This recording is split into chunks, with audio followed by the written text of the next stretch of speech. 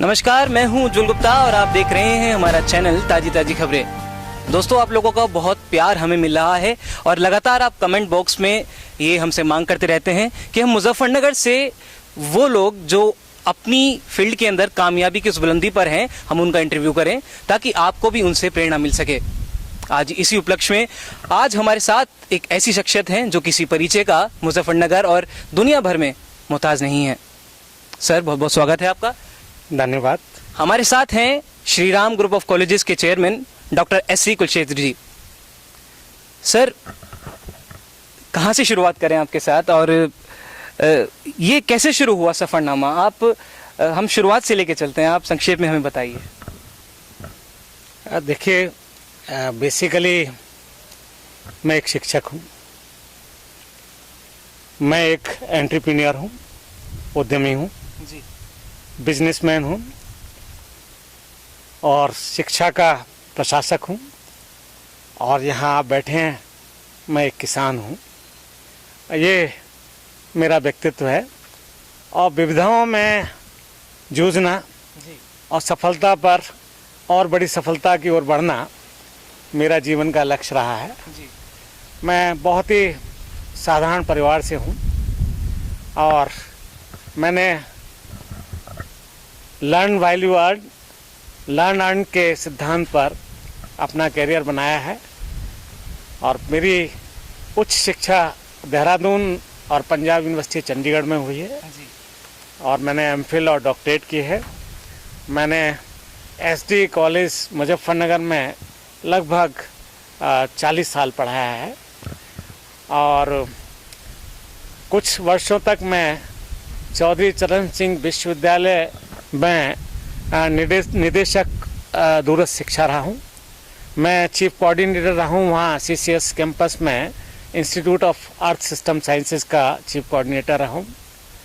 2004 से मैंने श्री राम ग्रुप की स्थापना की थी। 2004 से और 3 जिलों में मुख्यतः ये संस्थाएं हैं। मुजफ्फरनगर में Shri Ram group of colleges के नाम से 3 कैंपस में 15 संस्थाएं चलती हैं। सहारनपुर में Indraprastha institute of technology and management के नाम से एक कैंपस है जिसमें 4 कॉलेजेस हैं। खुर्जा में Chaudhary Harchand Singh group of colleges है क्योंकि चौधरी साहब ने मुझे वो ज़मीन दान में दी थी, तो इसलिए उनके बच्चों ने कहा था, तो मैंने उनके नाम पर वहाँ पर ग्रुप ऑफ कॉलेजेस स्थापित किया है। तो इस तरह से एक मेरा कॉलेजेस का रियाल बनकर तैयार हुआ सहयोगियों के साथ और जिसमें करीबन 17,000 बच्चे पढ़ते हैं। कुल मिलाकर 21 कॉलेज हैं जिसमें 15 मुजफ्फरनगर में हैं। मुझे बच्चों को पढ़ाई तक सीमित रखने का शौक़ नहीं है। मैं बच्चों की पढ़ाई तो मॉनिटर करता हूँ पर उस समय ये भी छांट लेता हूँ कि किस बच्चे में क्या हुनर है और उस हुनर को तब्दील करने में जो संसाधन चाहिए वो संसाधन देकर और उसके ब्रेन की इंजीनियरिंग करके मैं उसे उद्यमी बनाता हूँ। ये मेरा सबसे बड़ा शौक़ है। और इस बात से तो हर कोई इत्तेफाक रखता होगा कि मुजफ्फरनगर में और इसके आसपास के इलाकों में अगर कोई सबसे ज़्यादा एक्टिविटीज़ और इवेंट्स में कोई कॉलेज एक्टिव रहता है तो वो Shri Ram group of colleges है। इसमें सच है जी, ये सच है जी। और आपको ताज्जुब होगा कि जब वो उच्च शिक्षा में प्रोफेसर बन जाते हैं तो बड़ी आराम की ज़िंदगी होती है, तनख्वाह बहुत अच्छी मिलती है, पढ़ाना ज़्यादा पड़ता नहीं क्योंकि इंडियन कैलेंडर में कॉलेज खुलेंगे ऐसे दिन बहुत कम होते हैं, तो ऐश और आराम बहुत होते हैं जो मुझे बिल्कुल नहीं पसंद ज़िंदगी में जी। तो उसी समय मैंने 1983 में कुछ बच्चे थे जो एक फेयरवेल चल रहा था मेरे कॉलेज में एसडी में, पास आउट हो रहे थे, तो उन्होंने कहा कि सर, मैंने भाषण में कहा कि नौकरी की कोई कमी नहीं है, काम की कोई कमी नहीं इस दुनिया में, करने वाला चाहिए। तो उस समय वो योग्यता आप में होनी चाहिए। जी जी जी 3-4 बच्चे जो है वो खड़े हुए कि सर आप हमसे फावड़ा चलाने को कहेंगे तो फावड़ा भी चलाएंगे, हमें काम चाहिए जी। अब क्योंकि मैंने बोले थे, शायद वो बड़बोल थे या क्या था या मेरी तमन्नाएं थी, मैंने उन्हें कहा कि ठीक है मैं काम तुम्हें दूंगा। शाम को मेरे एक मित्र थे एग्जीक्यूटिव इंजीनियर उड़ीसा के, तो वो बैठे थे। मैंने कहा यार, मैंने आज ये बोल दिया और लड़कों ने खड़े होकर कहा कि काम बताओ। अब मेरे सामने बड़ी दुविधा है, तो बोले अच्छा यार सोचते हैं, उसके लिए कुछ करते हैं। उसी दिन सुबह वो 4 बजे आए मेरे पास, कहने लगे कि यार वो रैक आया हुआ है सीमेंट का और ट्रक नहीं मिल रहे क्योंकि यहाँ यूनियन है और तुम्हारी दोस्ती होगी। तो मैं 4 बजे उठ कर गया और मैंने ट्रकों की व्यवस्था की। तो 11 बज रहे थे, तब उन्होंने कहा यार तुम कह रहे थे उन बच्चों को कुछ काम धंधा दे दो, ये ऑर्डर मैं उन बच्चों के नाम से करा देता हूँ। अच्छा सर। और मैंने कहा यार वो बच्चे तो कुछ जानते नहीं हैं। तो बोले नहीं, भेज देना उनको। तो दिमाग मेरा चलता था, हाथ उनके चलते थे, दौड़ वो लगाते थे। और मेरे फादर के नाम से हम लोगों ने एक कंपनी बनाई, मदन कॉन्ट्रैक्टर्स एंड कंपनी, 1983 में।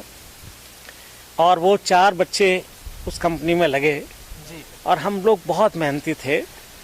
हमें लोग कामयाब नहीं होना देना चाहते थे, क्योंकि ठेकेदार एक ऐसा है, आप जानते हैं, ठेकेदार शब्द ही अपने आप में ऐसा ब्लंट आदमी जो कुछ भी कर ले, बेशरम आदमी, चिकना घड़ा, एक ठेकेदार की करैक्टर का एक परसेप्शन होता है। तो लोग सोच रहे थे यार एक ये प्रोफेसर पढ़ा लिखा आदमी हमारे बीच में घुस जाएगा तो हमारा तो काम धंधा चौपट हो जाएगा। तो कामयाब नहीं होने दे रहे थे हमें, और हमारी तमन्ना थी कामयाब होना है। बच्चे लौट आते थे, काम पर जाते थे, काम नहीं करने देते, लौट आते थे। सर जीरो से कहें कि आपका जो सफ़र स्टार्ट हुआ है और आज जिस मुकाम पर आप हैं वो हर किसी का ख्वाब होता है। और मैं ये जानना चाहता हूँ कि हर किसी के निजी जीवन में एक ऐसी घटना घटी होती है, ऐसे कुछ किस्से घटे होते हैं जिनसे उस काम को करने के लिए ऊर्जा, उसकी प्रेरणा उस घटना से, उस किस्से से उनको मिलती है। क्या आपके जीवन में कोई ऐसा किस्सा, ऐसी घटना घटी है जिससे आप को और ऊर्जा मिली हो कि हाँ मुझे अब ये चीज़ हासिल करनी है अपने जीवन में? क्या आप हमसे वो बात शेयर करना चाहेंगे और हमारे दर्शकों को बताना चाहेंगे? देखिए, कोई एक घटना इसके लिए जिम्मेदार नहीं है, जहाँ तक मैं समझता हूँ। मुझे तो ज़िंदगी की हर सीढ़ी पर एक घटना हुई है और मैं आगे बढ़ता चला गया हूँ।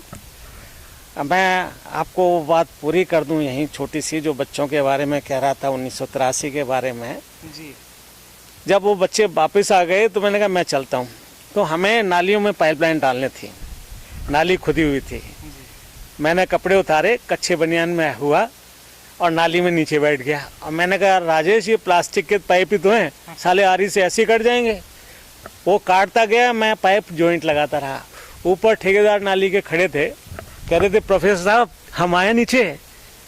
तो उस समय मेरे दिल में ऐसी चिंगारी उठी कि इन लोगों से बहुत बहुत आगे बढ़ना है मुझे। ये दिन देखेंगे कि आज मैं नीचे हूँ, कल मैं ऊपर हूँगा।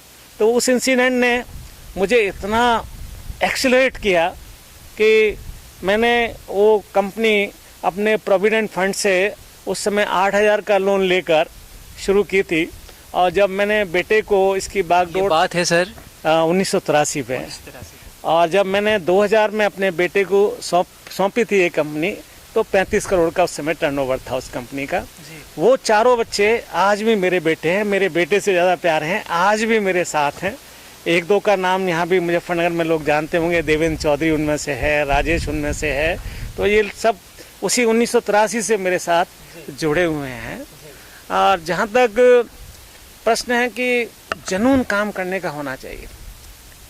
कोई एक इंसिडेंट ठीक है, तकदीर बदल देता है, पर एक शुरू से आपकी, मैं तो ये समझता हूँ, I believe on hard work, hard labour पर बिलीव करता हूँ, विथ डेडिकेटेड माइंड। लेबर तो मजदूर भी करता है, एक डेडिकेटेड, कंसंट्रेटेड, फोकस्ड माइंड है अगर आपके पास, और काम करने की तमन्ना है, आपका शरीर अच्छा है, तो आप दुनिया जीत सकते हैं। इसी इरादे से मैंने फिर आगे बढ़ा। 2000 में बेटा कहने लगा कि कंपनी मुझे सौंप दी, अब क्या करोगे? तो मेरे मित्र थे vice chancellor doctor RP Singh, वो कहने लगे कि ये भाई साहब जो हैं बहुत चलाते थे कि ये कॉलेज ऐसे नहीं चलता, वो कॉलेज ऐसे नहीं चलता, इनको कॉलेज खुलवा दें। तो कंपनी से थोड़ा पैसा लिया मैंने और श्री राम कॉलेज की स्थापना की। शुरू में एक कॉलेज था और मैं समझता हूँ ये 15-16 साल में अब हमारे 21 कॉलेज हो गए हैं। 21 कॉलेज? हाँ, तो ये एक छोटी सी संसाधन जुटाकर एक श्री राम कॉलेज की स्थापना की थी और लोगों के सहयोग से ये बहुत बड़ा ग्रुप बन गया श्री राम कॉलेज। तो कठोर परिश्रम, dedicated, devoted, focused, concentrated mind, ये प्राथमिकता है। लोग कहते हैं पैसा नहीं है इसलिए काम नहीं कर सकते, ये बिल्कुल गलत बात है। वही बात सर कि इतने कॉलेजेस, इतने इंस्टीट्यूट अब छात्रों के पास में एडमिशन लेने के लिए अवेलेबल हैं, तो आपके वक्त में और आज के वक्त में आप क्या वो अंतर मानते हैं कि उस वक्त सुख सुविधाएं का कम होना, रिसोर्सेज का कम होना, आज ज़्यादा होना, उस वक्त का कंपटीशन में कम होना या आज ज़्यादा होना, इस पर आप रोशनी डालिएगा। और हमारे दर्शकों को जो छात्र हैं और जीवन में आगे बढ़ना चाहते हैं उनके लिए आपका क्या संदेश होगा कि आप ये करें, आप हार्ड वर्क और स्मार्ट वर्क में क्या अंतर होता है उसके बारे में आप रोशनी डालिएगा। डेफिनेटली देखिए, हमारे ज़माने में तो इंजीनियरिंग जो एक सपना होता था और बिरले ही इंजीनियर बन पाते थे, और आज टेक्निकल एजुकेशन, प्रोफेशनल एजुकेशन पग पग पर है और एक संस्थाओं की बाढ़ आई हुई है। और बाढ़ आने के लिए शायद कुछ जो करप्ट सिस्टम हैं वही जिम्मेदार है। और हम जब चले थे तो इतनी संस्थाएं नहीं थी 2005 में, और मैं समझता हूँ 2020 तक आकर उनकी संख्या कई गुनी बढ़ गई है अब संस्थाओं की, और वो चक्र जो है पूरा होने लग रहा है, संस्थाएं अब बंद होने लग रही हैं। और मैं समझता हूँ वही संस्थाएं सर्वाइव करेंगे जो क्वालिटी दे सकती हैं। जहाँ तक मेरी संस्थानों का सवाल है, आप जानते ही हैं कि वेस्टर्न यूपी में भरपूर सबसे बड़ी संस्थान है, सबसे ज़्यादा बच्चे हैं और अच्छे प्रवेश होते हैं। और प्रवेश अच्छे क्यों होंगे? अगर आप क्वालिटी एजुकेशन देते हैं जी। अगर बच्चे को आप अच्छा पर्सनालिटी डेवलपमेंट करते हैं, अच्छा पेडागोगी उन्हें देते हैं, बच्चों को अच्छा प्लेसमेंट देते हैं, और प्लेसमेंट से भी ज़्यादा इम्पोर्टेंट है उनको अच्छे एंटरप्रेन्योर बनाकर स्मार्ट बिजनेसेस में लगाते हैं। तो यहाँ मैं एक एग्जाम्पल देना चाहूँगा। हमारे जो बच्चे, हम यहाँ ये ज़रूर बताना चाहूँगा कि मैसाचुसेट्स इंस्टीट्यूट ऑफ टेक्नोलॉजी, जो दुनिया की सबसे बड़ी टेक्नोलॉजिकल इंस्टीट्यूशन है, उससे हमारा 4 साल का एग्रीमेंट है जो अब ख़त्म होने जा रहा है। और इसी तरह हमारा इंस्टीट्यूट ऑफ टेक्नोलॉजी ब्लैंकस्टाउन आयरलैंड से भी हमारा टाई अप है, और इससे हम अपने बच्चों का एक्सपोजर करते हैं। बियॉन्ड द सिलेबस हम बच्चों का एक्सपोजर करते हैं, और एक्सपोजर करने के साथ साथ उन्हें एक एंटरप्रेन्योर बनाते हैं, इसकी बहुत आवश्यकता है। एक इनोवेशन भी सिखाते हैं हम। और MIT ने ही हमारे यहाँ with the help of the association of Indian industries हमारे एक इनोवेशन सेंटर बनाया हुआ है, और उन इनोवेशन सेंटर का हमारा स्लोगन है come with an idea, go with A product. बच्चा एक आइडिया लेकर आए और अंत में एक प्रोडक्ट बनाकर जाए। इस थीम को लेकर, इस आइडियोलॉजी को लेकर हम आगे बढ़े हैं, और इस आइडियोलॉजी में हमने सबसे अच्छा काम किया है कि जो बच्चे अच्छे हैं, जो अच्छा इनोवेशन कर रहे हैं, प्रॉब्लम कहाँ है? बच्चे के पास आइडिया है, इनोवेटिव है, पर उसके पास संसाधन नहीं है, कैपिटल नहीं है। कैपिटल दे भी दीजिए, वो प्रोडक्ट बना भी लेगा, वो मार्केट नहीं कर सकता, क्योंकि इसमें बड़ी बड़ी हेल मछलियां हैं बिजनेस वर्ल्ड में, जो छोटे से छोटे भैया को निगल जाएंगी, वो सरवाइव नहीं कर सकता है। तो हमने ये शुरुआत की है कि जब एक प्रोडक्ट बनता है तो उसको इंक्यूबेशन सेंटर चाहिए। उसको जैसे बच्चे को इंक्यूबेटर में रखते हैं, पैदा होते ही कमज़ोर होता है, ऐसे प्रोडक्ट भी कमज़ोर होता है जब तक वो मार्केट में नहीं पहुंचता है। तो उसको incubation Shri Ram group of colleges देता है। हमने क्या करा है कि बच्चों को कई कंपनियां बनाई हैं हमने, जैसे श्री राम एंटरप्राइजेज है, श्री राम टेक्नोलॉजीज है, इस तरह की कई कंपनियां बनाई हैं जिसमें हमारे बच्चे जो हैं लगाए हैं, उनको सैलरी प्लस प्रॉफिट देते हैं हम। तो इस तरह का एंटरप्रेन्योरशिप डेवलप कर रहे हैं, और उनको आप ताज्जुब होगा, अभी अब आपने अमर उजाला में पढ़ा होगा कि हमारे एक बच्चे ने 7,000 से शुरू किया, with in 5 months 7 lakh earn किए 7,000 से। और वो अखबार का दिन था, विद इन 15 डेज, मतलब इस 31 मार्च की क्लोजिंग तक मुझे खुशी है कि वो 70 लाख हो गए। 70 लाख टर्नओवर जी, 7,000 रुपये से लेकर 70 लाख का टर्नओवर। ही स्टार्टेड इस कंपनी इन जुलाई, और जुलाई से अब तक आप समझ सकते हैं कि 5 महीने हुए हैं, और उनके पास 70 लाख का टर्नओवर है। हमारे 3 बच्चों के पास ऐसे श्री राम एंटरप्राइजेस है, उसमें बच्चे काम कर रहे हैं, उसमें कैपिटल हम लगाते हैं। वही बात सर मैं आपको टोकना चाहूंगा, माफी चाहूंगा इस बात के लिए जी, जी। कि हार्ड वर्क और स्मार्ट वर्क, हाँ, उस पर वही तो मैं आपको बता रहा हूँ वो क्या कि अंतर है? हार्ड वर्क तो ये है कि देखिए कोई प्रोडक्ट मार्केट में है, आपने देखा अच्छा चल रहा है जी। तो मैं भी बनाने लगूं। आहंग मीचकर गतानुगत को लोका, कार्बन कॉपी करते रहे लोगों की। और स्मार्ट वर्क ये है कि हम भविष्य को प्रोजेक्ट कर लें कि भविष्य में क्या बिकने वाला है, भविष्य की टेक्नोलॉजीज कैसी होंगी।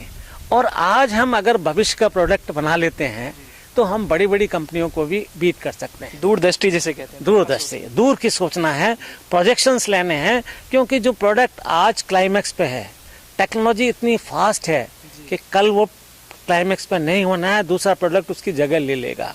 तो पहली बात तो ये है कि प्रोडक्ट की शुरुआत हम भविष्य की रिक्वायरमेंट को देख कर सकते हैं। जैसे हमारे ये बच्चे वाटर कंट्रोलर बना रहे हैं, बहुत छोटा सा प्रोडक्ट है, बड़ी बड़ी कंपनियों के 1400-1500 रुपए के ऑटोमेटिक बिकते हैं, हमारे बच्चों का 700 रुपए का 600 रुपए का प्रोडक्ट ये बिकता है। हमने इस कंट्रोलर को इतना प्योरीफाई किया है कि पहाड़ों में भी जहाँ मोटर बहुत दूर है और स्टार्टर बहुत दूर है, उसको वाईफाई करके हम चला रहे हैं। वहाँ पर वहाँ की बहुत बड़ी समस्या हमने दूर करी है। इतना लंबा केबल, कई किलोमीटर केबल बिछाना पड़ता था, अब केबल बिछाने की जरूरत नहीं है, वाईफाई कर दिया हमने सिस्टम। तो इस तरह का हम भविष्य की क्या जरूरत है, कहाँ प्रॉब्लम्स आती हैं, उनको देखकर अगर हम टेक्नोलॉजी बेस प्रोडक्ट बनाते हैं और उसकी मार्केटिंग नेटवर्क भी हम ई मार्केटिंग में, हमें अमेजन में आप जाएंगे, फ्लिपकार्ट में जाएंगे, आपको श्रीराम टेक्नोलॉजी के प्रोडक्ट मिलेंगे। ई मार्केटिंग में जाना है हमको, वो प्रोडक्ट डेवलप करने हैं जो भविष्य की नीड होंगे। और एक प्रोडक्ट डेवलप कर लिया तो आप सो मत जाइए, आपका R&D निरंतर चलता रहना चाहिए। उस प्रोडक्ट को बनी रहनी डेली आपको सोचना है कि how to improve it, otherwise you will die in the market. So market is very dynamic, technology is very fast, यहाँ पे ट्रेंडिंग लिस्ट बदलती रहती है। So if you are smart enough, your product should be the future product, not present future. Your product should be improving day by day, it will be improving, and you have to record the choices and need of the people before developing a product. तो sir मैं समझता हूँ कि हमारे सभी दर्शकों की दिलचस्पी सर की जीवन शैली में और जीवन का जो उनका सफरनामा रहा है उसमें बढ़ती जा रही होगी। तो सर मैं आपसे जो अब क्वेश्चन पूछना चाहूँगा, जो प्रश्न मेरे दिल में और हमारे दर्शकों के दिल में भी उठ रहा होगा, कि हमारे जिला मुजफ्फरनगर से या आपके परिचय में और आपके जो इर्द गिर्द आप समझते हो कि उन पर्सनैलिटीज़ का आप जिक्र करना चाहेंगे कि कौन होंगी जो आइकन बन के अपने जिला मुजफ्फरनगर में अपनी अपनी फील्ड में उभरी हैं। आप तो सर हैं ही, बखूबी हमारे दर्शक भी जानते हैं। और साथ साथ कुछ और नाम अगर आप हमें बताना चाहें, व्यापार की फील्ड से, मेडिकल की फील्ड से, जिन्होंने अपनी फील्ड में वो ऊंचाइयां हासिल की हैं जिनकी सब ख्वाहिश रखते हैं। देखिए, प्रश्न की शुरुआत आपने, ये दो प्रश्न हैं जी। पहले तो आपने लाइफ स्टाइल से शुरू किया जी, वहाँ जरूर बताना चाहूँगा, ये जरूरी भी है। मेरे जीवन में सेल्फ डिसिप्लिन बहुत बड़ा फैक्टर है। यहाँ तक आने में सेल्फ डिसिप्लिन बहुत बड़ा फैक्टर है, टाइम मैनेजमेंट बहुत बड़ा फैक्टर है। मैं टाइम को सेकंडों में काउंट करता हूँ, मिनटों में भी नहीं काउंट करता, सेकंडों में काउंट करता हूँ। सो ज़िंदगी में अगर मैं समझता हूँ कि टाइम से बड़ा रिसोर्स कोई नहीं है जो हम व्यर्थ में गंवा देते हैं, और सेल्फ डिसिप्लिन रखना बहुत ज़रूरी है, जिससे कि हम हेल्दी भी रहते हैं और हमारा कॉन्फिडेंस लेवल भी बहुत हाई रहता है जब हम सेल्फ डिसिप्लिन रहते हैं। मेरी मित्र मंडली भी ऐसी है, जब मैं खुद इस तरह का रहता हूँ तो नेचुरली उसी तरह के मित्र भी पसंद करता हूँ। और ज़िले में हमारा ज़िला जो है प्रतिभाओं से भरा हुआ है, सच पूछें तो ऐसे बहुत सी हस्तियाँ हैं जिन्होंने राष्ट्रीय पटल पर भी अपनी पहचान बना रखी है, और उभरते सितारे भी बहुत हैं ज़िले में, बहुत कुछ इस ज़िले में आने वाला है। आप देखिए, मुकेश जैन हैं, मेरे मित्र भी हैं जी। उनकी प्रसिद्धि पूरे राष्ट्र में है। डॉक्टर मुकेश जैन ऑर्थोपेडिक जो सर्जन हैं, उन्होंने अभी एक हॉस्पिटल भी बनाया है। उद्योग जगत में भी आप देखें तो बहुत अच्छा कार्य कर रहे हैं लोग। आपने देखा होगा, बिंदल वाले हैं, राकेश बिंदल हैं, पंकज अग्रवाल भी काफ़ी विदेश जाते रहते हैं, काफ़ी नए नए आइडियाज़ लेके आते रहते हैं। इसी तरह आपने देखा होगा कि सत्यप्रकाश रेशु जी हैं मेरे मित्र जी और उनका पहले तो विज्ञापन का काम था, पर एक बड़ी विचित्र बात यह है जी कि मुजफ्फरनगर जैसी छोटी जगह से होते हुए भी जी एक राष्ट्रीय स्तर पर कंपनी को रन करना विज्ञापन की, जी ये बहुत बड़ा महत्व है। मैं कहीं दूर दूर तक जाता हूँ, जब उनका नाम सुनता हूँ, अच्छे फीडबैक मिलते हैं तो मुझे बहुत अच्छा लगता है। तो वो भी विविधता के धनी हैं जी और भी सामाजिक क्षेत्र में भी अच्छा योगदान कर रहे हैं, समाज सेवाएं भी करते हैं जी। और उनकी पर्सनैलिटी इसलिए अच्छी लगती है कि मेरे तरह वो भी सेल्फ डिसिप्लिन और समय के पाबंद इंसान हैं। जी। तो ऐसी अनेक प्रतिभाएं हैं जो हमारे ज़िले में जी उभर कर आ रही हैं जी। और हमारा ज़िला आप जानते हैं कि 1984 से पहले पर कैपिटा इनकम सेकंड थी यहाँ मुजफ्फरनगर में, सेकंड जी। और बीच में बहुत डमाडोल हो गया, क्राइम काफ़ी बढ़ गया, दंगों के बाद से भी हाँ क्राइम कैपिटल कहने लगे, कम्युनल रिवॉर्ड्स का कैपिटल कहने लगे। जी पर मैं समझता हूँ फिर विकास की राजधानी के रूप में ये ज़िला उभर कर आ रहा है और इसमें इस तरह के लोगों का बहुत बड़ा योगदान है और बहुत बड़ा योगदान रहेगा, मैं समझता हूँ जहाँ तक है। जी। तो सर जब इतना सर ने देखिए कितने अच्छे अच्छे नाम, परिचित नाम मुजफ्फरनगर से बताए हैं जिन्होंने अपनी फील्ड में उन ऊंचाइयों को हासिल किया, और ये आपके और हमारे बीच ही के लोग हैं जो सिर्फ संघर्ष और स्मार्ट वर्क और डेडिकेशन के साथ, जिसको कहते हैं पागलपन, वो तो होना लाजमी है, तभी आप कुछ हासिल कर पाएंगे। पागलपन दूसरे कहते हैं, जिसको वो लोग पागल कहते हैं उसका जुनून होता है काम करने का, और वो जुनून में इतना खो जाता है कि किसी की परवाह नहीं करता है। जी। और मैं समझता हूँ ऐसा पागलपन अगर सबको हो जाए तो हमारा देश सबसे आगे निकल जाएगा। जी।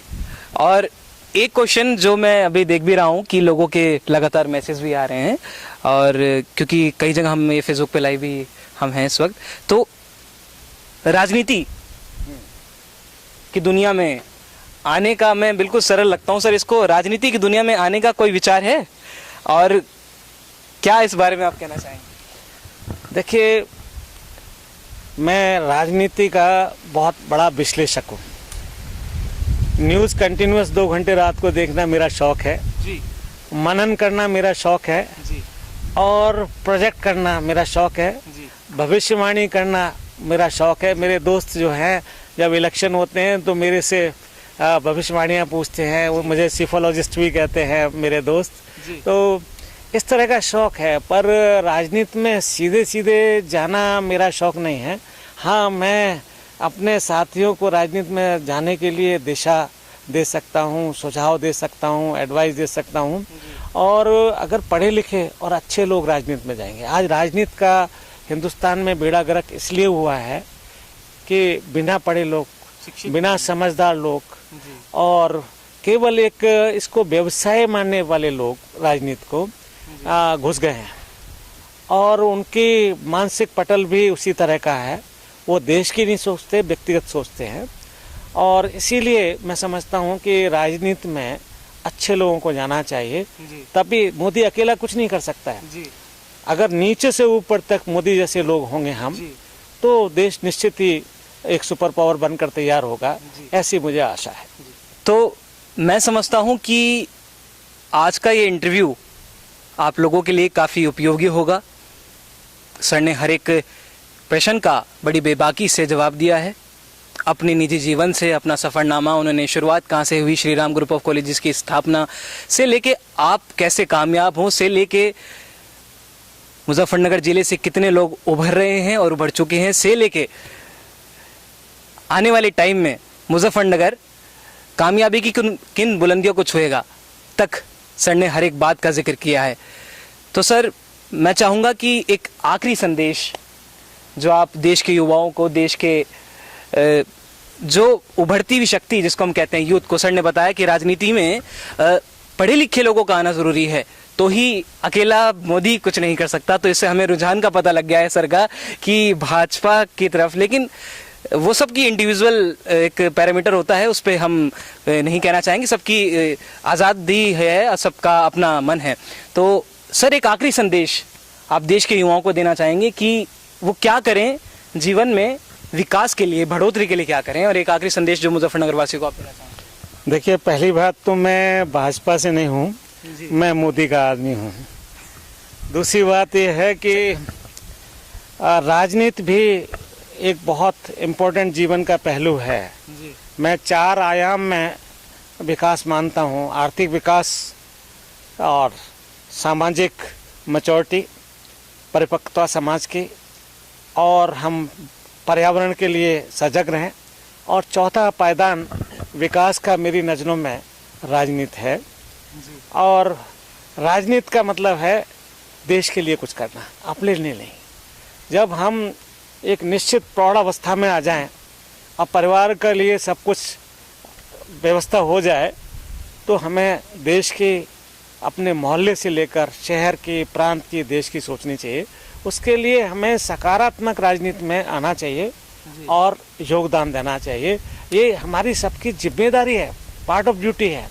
और मैं यही संदेश देना चाहूँगा कि जीवन के 4 सोपान हैं और विकास के 4 सोपान हैं, और मैं चाहता हूँ मेरे युवा पहले अर्थव्यवस्था को मजबूत करें, देश की, पर्यावरण के लिए सजग रहें, और राजनीति में सक्रिय भूमिका निभाएंगे, तभी इस देश का कल्याण और विकास हो पाएगा। धन्यवाद जी।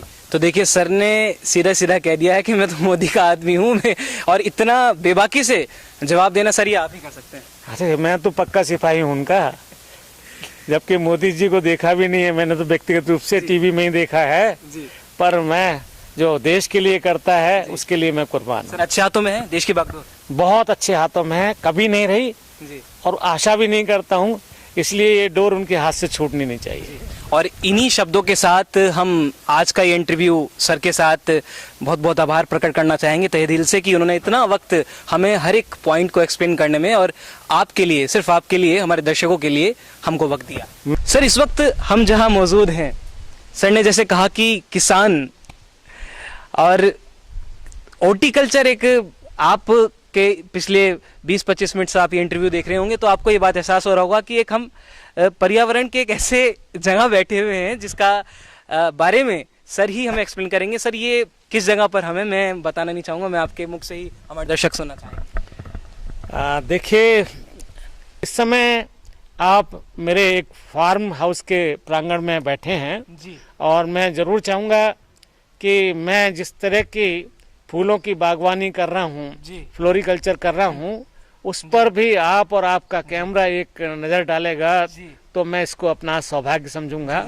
और मैं यहाँ से ऐलान भी करना चाहूँगा, क्योंकि इंटरव्यू काफ़ी वक्त का हो जाएगा, और हम ऐलान यहाँ से ये करना चाहते हैं कि एक हॉर्टिकल्चर की सीरीज माननीय श्री हमें बताएंगे, और इसके हर एक फूल के बारे में। देखिए, फूलों की भी काफ़ी वैरायटी होती हैं और काफ़ी वैज्ञानिक, एक इनकी कैसे अलग अलग टेम्परेचर में उगते हैं, और इसके बारे में सारी जानकारी सर ही उस सीरीज में हमें देंगे। तो हम बहुत जल्द वो सीरीज शुरू करने वाले हैं। सर, इसके बारे में ये मेरा सौभाग्य होगा कि ये हॉर्टिकल्चर, फ्लोरिकल्चर पर एक सीरीज ला रहे हैं। ये देश के लिए बहुत ही सार्थक सीरीज होगी, क्योंकि आप जानते हैं कि हमारी भूमि संपदा, जलवायु और प्राकृतिक संसाधनों से ये देश बहुत संपन्न है और बहुत स्कोप है।